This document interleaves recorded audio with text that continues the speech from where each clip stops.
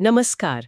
The deep dive में आपका स्वागत है, जहां हम महत्वपूर्ण स्रोतों का गहन विश्लेषण करते हैं। आज 22 अगस्त 2025 है और ये हमारी यूपीएससी केंद्रित समसामयिक घटनाओं की श्रृंखला का पहला भाग है। जी हाँ। और आज की चर्चा में हमारे पास काफ़ी कुछ है। संसदीय समितियों की रिपोर्ट्स हैं, रक्षा प्रौद्योगिकी पर अपडेट्स हैं, सामाजिक न्याय, अंतर्राष्ट्रीय संबंध, पर्यावरण और अर्थव्यवस्था से जुड़े भी कई अहम मुद्दे हैं। तो एक तरह से काफ़ी फैला हुआ कैनवास है आज। हाँ, बिल्कुल। और ये भी हो सकता है कि इनमें से कुछ विषयों पर हमने पहले भी थोड़ी बात की हो, तो जो लोग हमें लगातार सुन रहे हैं, उनके लिए ये एक अच्छा रिवीजन भी हो सकता है। तो चलिए फिर इन स्रोतों की गहराइयों में उतरते हैं और देखते हैं कि इनमें क्या खास है, क्या महत्वपूर्ण है। और हाँ, अगर आपको ये चर्चा उपयोगी लगे तो लाइक और सब्सक्राइब करना ना भूलें। शुरुआत करते हैं नागरिक उड्डयन सुरक्षा पर संसदीय स्थायी समिति की रिपोर्ट से। भारत का एविएशन सेक्टर हम सब जानते हैं बहुत तेजी से बढ़ रहा है, पर इस रिपोर्ट में कुछ गंभीर चिंताएं सामने आई हैं। सही कहा। सबसे पहली और शायद सबसे चौंकाने वाली बात है नागरिक उड्डयन महानिदेशालय, मतलब डीजीसीए, जो हमारा एविएशन सेफ्टी रेगुलेटर है, उसमें कर्मचारियों की भारी कमी। रिपोर्ट के मुताबिक करीब करीब 50% पद खाली हैं। 50%?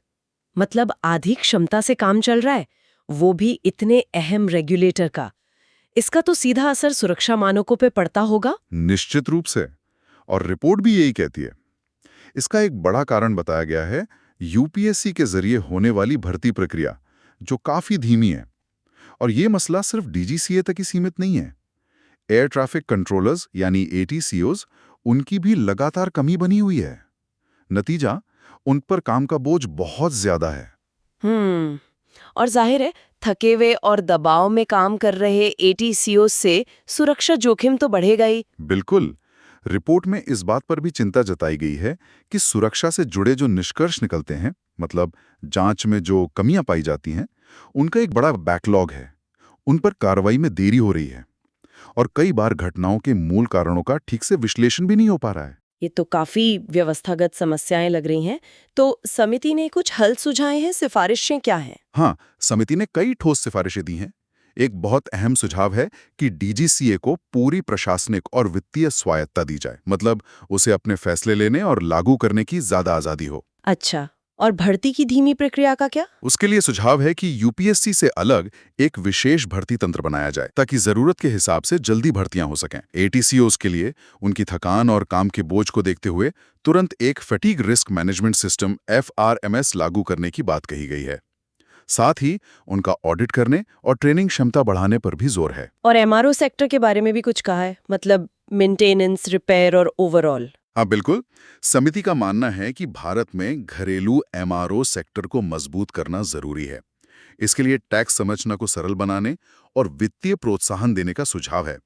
एक और अहम बात, विसल ब्लोअर सुरक्षा ढांचे को मजबूत करने की सिफारिश भी है, ताकि अगर कोई सुरक्षा से जुड़ी गड़बड़ी बताना चाहे तो बिना डरे बता सके। तो मतलब नियामक क्षमता बढ़ाना, स्टाफ की कमी पूरी करना और एमआरओ जैसे सहायक उद्योगों को बढ़ावा देना, ये मुख्य बातें हैं। चलिए शासन से जुड़े एक और अहम विषय पर आते हैं। 3 नए विधेयक लाए गए हैं जो गंभीर आपराधिक आरोपों का सामना कर रहे चुने हुए अधिकारियों के कार्यकाल से संबंधित हैं। इन्हें जॉइंट पार्लियामेंट्री कमेटी को भेजा गया है। जी, ये 3 विधेयक हैं। संविधान 130वां संशोधन विधेयक 2025, केंद्र शासित प्रदेश सरकार संशोधन विधेयक 2025 और जम्मू और कश्मीर पुनर्गठन संशोधन विधेयक 2025। इनका मकसद है संवैधानिक नैतिकता और गुड गवर्नेंस के सिद्धांतों को बनाए रखना, खासकर उन स्थितियों में जहां मौजूदा कानूनों में शायद थोड़ी अस्पष्टता थी। अच्छा, तो इन विधेयकों में मंत्री, मुख्यमंत्री या प्रधानमंत्री को पद से हटाने का आधार क्या बताया गया है? देखिए, प्रावधान यह है कि अगर किसी मंत्री, मुख्यमंत्री या प्रधानमंत्री पर कोई ऐसा अपराध करने का आरोप है जिसकी सजा 5 साल या उससे ज्यादा हो सकती है, और उन्हें उस आरोप में लगातार 30 दिनों तक हिरासत में रखा जाता है। लगातार 30 दिन? हाँ, लगातार 30 दिन। तो 31वें दिन तक उन्हें या तो इस्तीफा देना होगा या फिर उन्हें हटाने की प्रक्रिया शुरू करनी होगी। और अगर ऐसा नहीं होता है तो? मान लीजिए वो इस्तीफा नहीं देते हैं या उन्हें हटाया नहीं जाता। तो उस स्थिति में अगर 31वें दिन तक कार्रवाई नहीं होती, तो अगले दिन से वो अपने आप ही पद पर नहीं माने जाएंगे, मतलब पद खाली समझा जाएगा। अच्छा।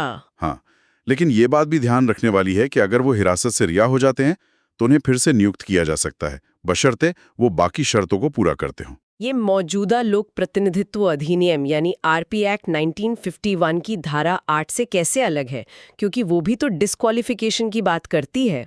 हाँ करती है, लेकिन उसमें एक बहुत महत्वपूर्ण अंतर है। आरपी की धारा 8 सजायाफ्ता होने पर, यानी दोष सिद्धि या कन्विक्शन के बाद अयोग्यता की बात करती है, जबकि ये जो नए विधेयक हैं ये कन्विक्शन से पहले सिर्फ गंभीर आरोपों में लंबी हिरासत की स्थिति में पद पर बने रहने के नैतिक सवाल को संबोधित करते हैं। तो ये एक तरह से निवारक और नैतिकता पर आधारित कदम है। समझ गए। अब एक ऐसे क्षेत्र की बात करते हैं जो आजकल बहुत चर्चा में है, ऑनलाइन गेमिंग।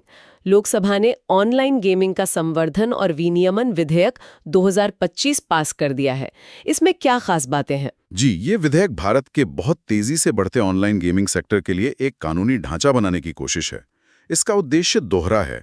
एक तरफ तो इनोवेशन और आर्थिक विकास को बढ़ावा देना, और दूसरी तरफ नागरिकों, खासकर बच्चों और युवाओं के लिए एक सुरक्षित डिजिटल माहौल तैयार करना। इसमें गेम्स को अलग-अलग श्रेणियों में बांटा गया है ना? हाँ, मुख्य रूप से 3 श्रेणियां हैं।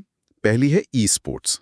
ये वो खेल हैं जो संगठित होते हैं, प्रतिस्पर्धी होते हैं और जिनमें हुनर यानी स्किल की जरूरत होती है। दूसरी श्रेणी है online social games. Online social games. ये मनोरंजन के लिए या स्किल बढ़ाने के लिए खेले जाते हैं। इनमें पैसे का दांव नहीं होता। और तीसरी और शायद सबसे विवादित श्रेणी है ऑनलाइन मनी गेम्स। हाँ, इसी पर सबसे ज्यादा बहस हुई है। तो ऑनलाइन मनी गेम्स पर क्या स्टैंड लिया गया है इस बिल में? इस पर बिल का रुख बहुत साफ है। ऑनलाइन मनी गेम्स पर पूरी तरह से प्रतिबंध, कंप्लीट बैन। इसमें वो सारे खेल आ जाते हैं जहां पैसे जीतने की उम्मीद में खेला जाता है, चाहे वो खेल स्किल पर आधारित हो या चांस पर। अच्छा, मतलब स्किल गेम्स भी अगर पैसे के लिए खेले जा रहे हैं तो वो भी बैन? जी हाँ, अगर पैसे जीतने की उम्मीद है तो वो मनी गेम माना जाएगा और उस पर प्रतिबंध होगा। इतना ही नहीं, इन गेम्स के विज्ञापन पर भी रोक है और पेमेंट गेटवे या बैंक इनके लिए लेन देन की सुविधा भी नहीं दे पाएंगे। दूसरी तरफ ई स्पोर्ट्स और ऑनलाइन सोशल गेम्स को बढ़ावा देने की बात कही गई है। और क्या इनके रेगुलेशन के लिए कोई नई बॉडी भी बनाई जा रही है? हाँ, बिल में एक समर्पित ऑनलाइन गेमिंग प्राधिकरण बनाने का प्रस्ताव है। ये भी हो सकता है कि ये जिम्मेदारी किसी मौजूदा प्राधिकरण को दे दी जाए। ये अथॉरिटी पॉलिसी बनाने, स्ट्रैटेजिक डेवलपमेंट और पूरे सेक्टर की निगरानी का काम करेगी। एक और दिलचस्प बात यह है कि इसे संविधान के अनुच्छेद 117(1) और 117(3) के तहत राष्ट्रपति की सिफारिश से पेश किया गया। ये अनुच्छेद वित्तीय विधेयकों से जुड़े हैं, तो शायद मनी गेम्स पर बैन की वजह से ये जरूरी हुआ। चलिए अब रक्षा और प्रौद्योगिकी की तरफ चलते हैं। एक बड़ी खबर है, भारत ने अग्नि 5 इंटरमीडिएट रेंज बैलिस्टिक मिसाइल का सफल परीक्षण किया है। ये तो एक बहुत बड़ी सामरिक उपलब्धि है। बिल्कुल, बहुत महत्वपूर्ण उपलब्धि है ये परीक्षण स्ट्रेटेजिक फोर्सेस कमांड यानी एसएफसी ने किया, जो भारत के परमाणु हथियारों के प्रबंधन के लिए जिम्मेदार है। अग्नि 5, जैसा कि हम जानते हैं, सतह से सतह पर मार करने वाली परमाणु हथियार ले जाने में सक्षम बैलिस्टिक मिसाइल है, SSBM जिसे कहते हैं। इसकी रेंज और टेक्नोलॉजी के बारे में कुछ और बताइए।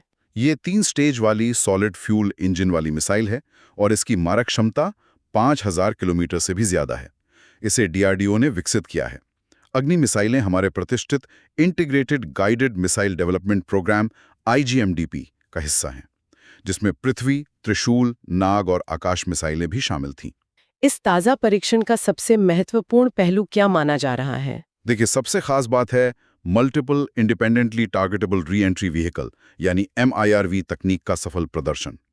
इस तकनीक से लैस होने का मतलब है कि अग्नि 5 मिसाइल एक ही बार में कई अलग अलग लक्ष्यों पर, जो काफी दूरी पर हो सकते हैं, परमाणु हथियार गिरा सकती है। अच्छा, एक मिसाइल कई टारगेट। जी हाँ, और इस क्षमता के साथ भारत अब दुनिया के उन चुनिंदा देशों में शामिल हो गया है, जैसे अमेरिका, रूस, चीन, फ्रांस, जिनके पास MIRV तकनीक वाली इंटरमीडिएट रेंज बैलिस्टिक मिसाइलें हैं।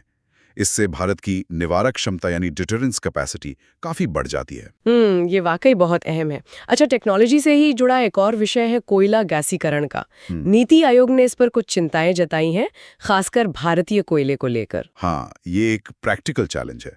भारत में जो कोयला मिलता है उसमें राख की मात्रा काफी ज्यादा होती है, करीब 30 से 45% तक, और उसमें एल्यूमिना सिलिका की संरचना भी ऐसी है जो दुनिया में इस्तेमाल होने वाली कई गैसीकरण टेक्नोलॉजीज के लिए मतलब उपयुक्त नहीं बैठती। पहले ये बताइए कि कोयला गैसीकरण होता क्या है और ये जरूरी क्यों है? कोयला गैसीकरण एक प्रक्रिया है जिसमें कोयले को सिनगैस नाम के गैस मिश्रण में बदला जाता है। सिनगैस में मुख्य रूप से हाइड्रोजन और कार्बन मोनोऑक्साइड होते हैं। इसका इस्तेमाल कई कामों में हो सकता है, जैसे बिजली बनाने में, फ्यूल सेल्स में, और इससे कई ज़रूरी रसायन भी बनाए जा सकते हैं, जैसे methanol, ammonia, synthetic natural gas (SNG) और फर्टिलाइजर यानी उर्वरक। भारत अपनी ऊर्जा सुरक्षा बढ़ाने और कोयले का साफ तरीके से इस्तेमाल करने के लिए इसे बढ़ावा देना चाहता है।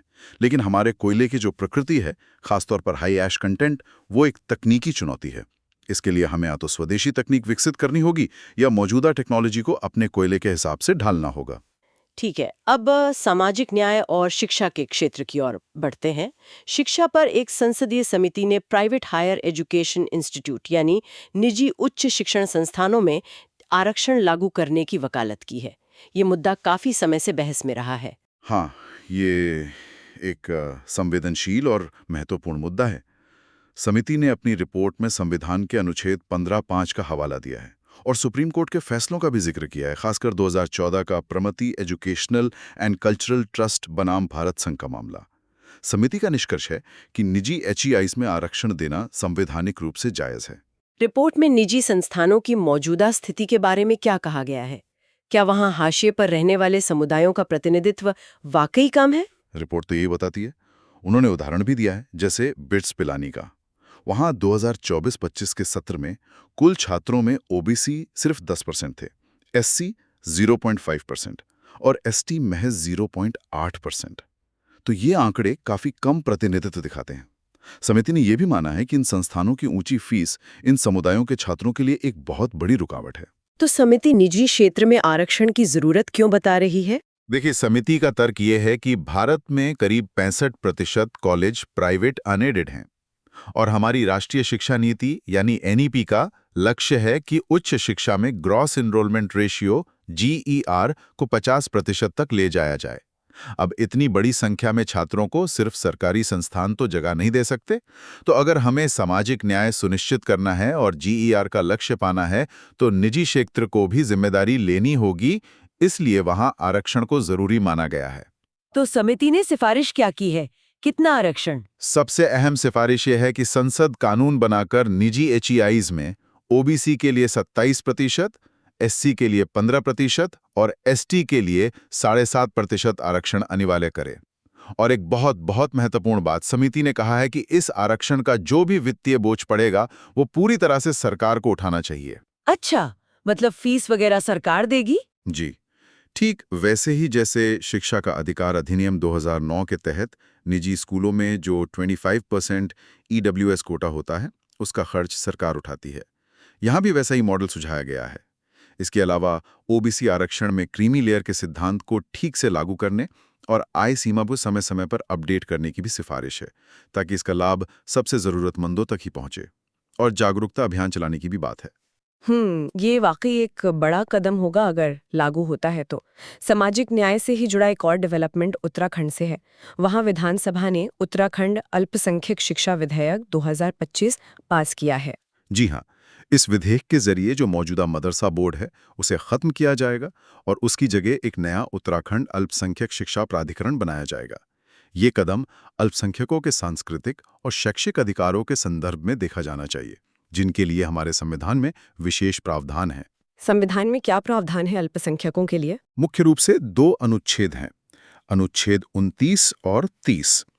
अनुच्छेद 29(1) भारत के नागरिकों के किसी भी वर्ग को अपनी विशेष भाषा, लिपि या संस्कृति बनाए रखने का अधिकार देता है और अनुच्छेद 30(1) सभी धार्मिक और भाषाई अल्पसंख्यकों को अपनी पसंद के शिक्षण संस्थान स्थापित करने और उनका प्रशासन करने का अधिकार देता है। तो ये विधेयक इन्हीं अधिकारों के दायरे में राज्य स्तर पर एक नया एडमिनिस्ट्रेटिव स्ट्रक्चर बनाने का प्रयास है। ठीक है, अब जरा अंतर्राष्ट्रीय संबंधों और अर्थव्यवस्था की ओर रुख करते हैं। भारत और यूरेशियन इकोनॉमिक यूनियन यानी EAU ने एक मुक्त व्यापार समझौते यानी FTA पर औपचारिक बातचीत शुरू करने के लिए टर्म्स ऑफ रेफरेंस यानी TOR पर दस्तखत किए हैं। ये एक अहम डेवलपमेंट लगता है। हाँ, ये काफी महत्वपूर्ण है। ईएयू एक बड़ा क्षेत्रीय आर्थिक ब्लॉक है जिसमें रूस, कजाकिस्तान, बेलारूस, आर्मीनिया और किर्गिस्तान शामिल हैं। टीओआर साइन होने का मतलब है कि अब दोनों पक्ष एफटीए की रूपरेखा क्या होगी, उसका दायरा क्या होगा, इन सब पर विस्तार से बातचीत शुरू करेंगे। इस एफटीए से भारत को क्या फायदे हो सकते हैं? देखिए, कई फायदे हो सकते हैं। आर्थिक मोर्चे पर देखें तो इससे व्यापार बढ़ेगा, निवेश आएगा और भारत ईएयू आर्थिक रिश्ते और मजबूत होंगे। 2024 में ही हमारा द्विपक्षीय व्यापार करीब $69 बिलियन का था। ये एफटीए भारतीय निर्यातकों के लिए एक बड़ा बाजार खोल सकता है, खासकर फार्मास्यूटिकल्स, कृषि उत्पाद, मशीनरी जैसे क्षेत्रों में। और जिस तरह आजकल दुनिया में संरक्षणवाद बढ़ रहा है, जैसे अमेरिका टैरिफ लगा रहा है, उस माहौल में ये और भी अहम हो जाता है। क्या इससे हमारे छोटे और मझोले उद्योगों एमएसएमईज को भी कुछ फायदा होगा? उम्मीद तो यही है। एमएसएमईज को इस बड़े बाजार तक पहुंचने में मदद मिल सकती है, जिससे उनकी कॉम्पिटिटिवनेस बढ़ेगी। इसके अलावा ईएयू देश ऊर्जा और प्राकृतिक संसाधनों के मामले में काफी संपन्न हैं। रूस तो पहले से ही भारत के तेल आयात का एक बहुत बड़ा स्रोत बन चुका है, लगभग 35-40%। और अगर हम रणनीतिक नजरिए से देखें तो रूस के नेतृत्व वाले इस ब्लॉक के साथ करीबी रिश्ते बनाना भारत की मल्टी अलाइनमेंट की विदेश नीति के भी अनुरूप है। हाल ही में प्रधानमंत्री की साइप्रस यात्रा भी हुई थी। ये 23 साल के लंबे गैप के बाद हुई। ये भी शायद भूमध्य सागर क्षेत्र में भारत की बढ़ती सक्रियता दिखाती है। बिल्कुल, इतने लंबे समय बाद ये हाई लेवल विजिट होना ये निश्चित रूप से दिखाता है कि भारत द्विपक्षीय संबंधों को और मजबूत करना चाहता है और उस क्षेत्र की जियोपॉलिटिक्स में भी दिलचस्पी ले रहा है। सीमा मुद्दों पर आते हैं। भारत ने लिपुलेख दर्रे के जरिए चीन के साथ बॉर्डर ट्रेड फिर से शुरू करने पर नेपाल की आपत्ति को खारिज कर दिया है। हाँ, लिपुलेख दर्रा उत्तराखंड में है। भारत, नेपाल और चीन यानी तिब्बत की सीमा के पास एक बहुत महत्वपूर्ण हिमालयी पास है। कैलाश मानसरोवर यात्रा का भी एक पारंपरिक रास्ता रहा है। आपको याद होगा 2020 में नेपाल ने एक नया राजनीतिक नक्शा जारी किया था, जिसमें उन्होंने लिम्पियाथुरा, लिपुलेख और काला पानी पर अपना दावा जताया था। भारत ने उसे तब भी खारिज किया था। भारत का स्टैंड क्लियर है कि यह क्षेत्र भारत का अभिन्न अंग है और चीन के साथ व्यापार फिर से शुरू करने पर नेपाल की आपत्ति का कोई आधार नहीं है। एक और द्विपक्षीय बैठक का जिक्र है। भारत और वियतनाम के बीच समुद्री सहयोग पर छठी उच्च स्तरीय बैठक हुई है। दक्षिण चीन सागर के लिहाज से ये काफी महत्वपूर्ण है। निश्चित रूप से वियतनाम दक्षिण पूर्व एशिया में भारत का एक बहुत अहम रणनीतिक साझेदार है। भौगोलिक रूप से देखें तो इसकी सीमा चीन, लाओस और कंबोडिया से लगती है और पूरब में दक्षिण चीन सागर हैं। वियतनाम में लाल नदी और मेकांग नदी के डेल्टा हैं, अन्नामाइट पर्वत श्रृंखला है और दुनिया की सबसे बड़ी गुफा हैंग सोन डुंग भी वहीं है और मशहूर UNESCO world heritage site Halong Bay भी वियतनाम में ही है। समुद्री सुरक्षा और सहयोग भारत वियतनाम संबंधों का एक बहुत महत्वपूर्ण पहलू है। चलिए, अब पर्यावरण और भूगोल से जुड़ी कुछ खबरें देख लेते हैं। केरल में थेट्टेकाड पक्षी अभयारण्य है, जिसे सलीम अली पक्षी अभयारण्य भी कहते हैं। वहां हाल ही में एक सर्वे हुआ और 9 नई प्रजातियां मिली हैं। हाँ, ये वाकई एक अच्छी खबर है। थेट्टेकाड केरल का पहला पक्षी अभयारण्य है और इसे पश्चिमी घाट के सबसे समृद्ध बायोडायवर्सिटी वाले इलाकों में से एक माना जाता है। ये पेरियार और इदम-मलायार नदियों के बीच है। वहाँ की जो दलदली ज़मीन है, जिसे वयल कहते हैं, वो पक्षियों के लिए बहुत अच्छी है। सागौन, शीशम, महोगनी के जंगल हैं और तेंदुए, स्लॉथ बेयर जैसे जानवर भी मिलते हैं।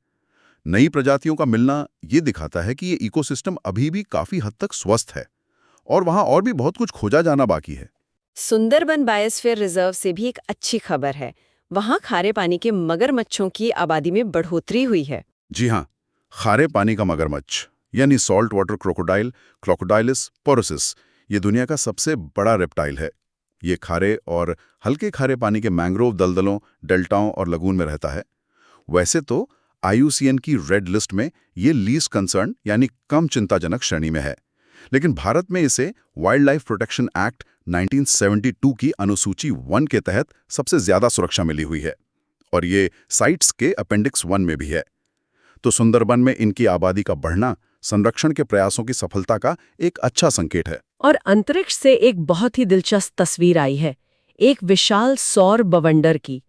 ये सुनने में तो पृथ्वी के बवंडर जैसा लगता है, पर शायद है नहीं। नहीं, ये पृथ्वी के बवंडरों से बहुत अलग हैं। सौर बवंडर असल में आयोनित गैस यानी प्लाज्मा के बहुत बड़े घूमते हुए खंभे जैसे होते हैं और इन्हें सूर्य का ताकतवर मैग्नेटिक फील्ड कंट्रोल करता है। वैज्ञानिक भाषा में इन्हें टॉर्नेडो प्रोमिनेंसेस कहते हैं। ये कितने बड़े हो सकते हैं? ये अविश्वसनीय रूप से विशाल हो सकते हैं। इनकी ऊंचाई 1,30,00,000 किलोमीटर तक हो सकती है। सोचिए, पृथ्वी के व्यास से कितना गुना ज्यादा। और ये घूमते भी बहुत तेज हैं, करीब 2 लाख किलोमीटर प्रति घंटे की रफ्तार से। ये आमतौर पर सूर्य के ध्रुवीय इलाकों में देखे जाते हैं। माना जाता है कि ये सूर्य के वायुमंडल में गर्मी को एक जगह से दूसरी जगह पहुंचाने में और सोलर विंड यानी सौर हवा के बनने में भी भूमिका निभाते हैं। बाप रे, वाकई अद्भुत। अच्छा, अंत में अर्थव्यवस्था से जुड़ी कुछ छोटी लेकिन महत्वपूर्ण खबरें हैं। सेबी यानी securities and exchange board of India ने लिस्टिंग के लिए जो minimum public share holding MPS के नियम है, उनमें कुछ ढील देने का प्रस्ताव किया है। जी, MPS नियम ये कहते हैं कि किसी भी लिस्टेड कंपनी के कम से कम 25% शेयर आम पब्लिक के पास होने चाहिए, मतलब नॉन प्रोमोटर शेयर होल्डर्स के पास। इसका मकसद ये है कि कंपनी का स्वामित्व कुछ ही लोगों के हाथ में न रह जाए, कॉर्पोरेट गवर्नेंस बेहतर हो और शेयरों की खरीद फरोख्त के लिए बाजार में पर्याप्त लिक्विडिटी बनी रहे। सेबी का ये जो नया प्रस्ताव है, ये शायद नई कंपनियों को स्टॉक मार्केट में लिस्ट होने के लिए प्रोत्साहित करने और उनके लिए पूंजी जुटाना आसान बनाने की एक कोशिश है। और एक और दिलचस्प पहल है अंतर्राष्ट्रीय सौर गठबंधन ISA भारत में एक ग्लोबल कैपेबिलिटी सेंटर GCC स्थापित करने जा रहा है। इसे सौर ऊर्जा के लिए सिलिकॉन वैली जैसा बताया जा रहा है। इनोवेशन के जरिए सपोर्ट करती है। भारत में GCC स्थापित करने के कई फायदे हैं। यहाँ लागत कम है, स्किल्ड प्रोफेशनल्स की एक बड़ी संख्या उपलब्ध है और इनोवेशन का इकोसिस्टम भी तेजी से विकसित हो रहा है। ISA का ये कदम भारत को सोलर एनर्जी रिसर्च, डेवलपमेंट और एक्सपर्टीज के एक ग्लोबल हब के रूप में स्थापित करने में काफी मदद कर सकता है। तो ये थी 22 अगस्त 2025 भाग 1 की कुछ प्रमुख समसामयिक घटनाओं पर हमारी चर्चा। हमने नागरिक उड्डयन सुरक्षा की चुनौतियों से लेकर अग्नि 5 की क्षमताओं तक, निजी शिक्षा में आरक्षण की बहस से लेकर भारत EAU व्यापार समझौते की शुरुआत तक और यहाँ तक के सौर बवंडर जैसी खगोलीय घटनाओं तक कई अलग-अलग विषयों पर नजर डाली। हाँ, और ये सभी विषय UPSC परीक्षा के लिहाज से बहुत महत्वपूर्ण हैं, चाहे वो शासन GS2 हो, प्रौद्योगिकी या अर्थव्यवस्था या पर्यावरण GS3, सामाजिक न्याय GS2 या फिर अंतर्राष्ट्रीय संबंध GS2। इन घटनाओं के पीछे के जो मुद्दे हैं, उनके जो प्रभाव हैं और उनसे जुड़े जो संवैधानिक या कानूनी प्रावधान हैं, उन्हें समझना बहुत जरूरी है। आज की इस पूरी चर्चा से एक व्यापक सवाल मेरे मन में आ रहा है, जिसमें शायद सोचने की जरूरत है। जैसे जैसे निजी क्षेत्र का दखल बढ़ रहा है शिक्षा में, स्वास्थ्य में, और अब हमने देखा विमानन रखरखाव जैसे जरूरी और रणनीतिक क्षेत्रों में भी, तो सरकार ये कैसे सुनिश्चित करें कि एफिशिएंसी और इनोवेशन तो आए, लेकिन उसके साथ साथ समानता, सामाजिक न्याय और राष्ट्रीय हित भी सुरक्षित रहे।